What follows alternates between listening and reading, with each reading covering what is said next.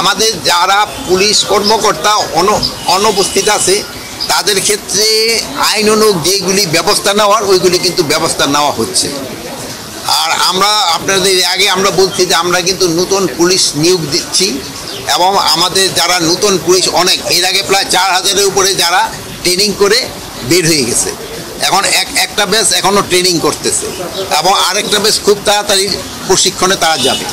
তাছাড়াও আমরা অন্যান্য যে আমাদের বাহিনীগুলি রয়েছে এই জন্য ইলেকশনের জন্য তাদের একটা আমরা প্রশিক্ষণ দেব। ওই প্রশিক্ষণ আমি 7 তারিখে রাজারবাগ পুলিশ কনভেনশন সেন্টারে আমরা ওইটার উদ্বোধন করব। এবং শুধু পুলিশ না, অন্যান্য সব বাহিনীরই প্রশিক্ষণের ব্যবস্থা করা হচ্ছে ইলেকশনের আগে। এটা আমাদের সেনাবাহিনীদেরকেও আমরা একটা অনুরোধ করেছি, প্লাস আমরা বিজিবি, আনসার তাদেরও আমরা অনুরোধ করেছি। ইলেকশনের ক্ষেত্রে কিন্তু আনসারের ভূমিকাটা কিন্তু সবচেয়ে বেশি।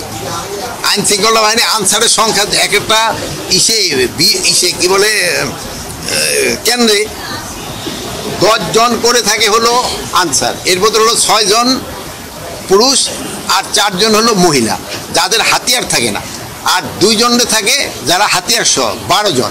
এবার আমরা করছি আরও 1 জন বাড়াই দেব, প্রিজাইডিং অফিসারের প্রোটেকশনের জন্য আমরা 1 জন আনসার ইউনিফর্ম পাঠাই দেব। তারপরে পুলিশ তো আমরা প্রতি জায়গায় 2 জন, হয়তো কোথাও 3 জন করে থাকবে।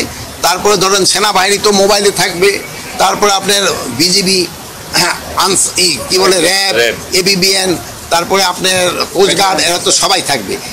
এবার আমরা ইলেকশনের সময় শুধু সেনাবাহিনী না, এবার আমরা নৌবাহিনী এবং বিমান বাহিনীরও তাদেরও আমরা কাজে লাগবো।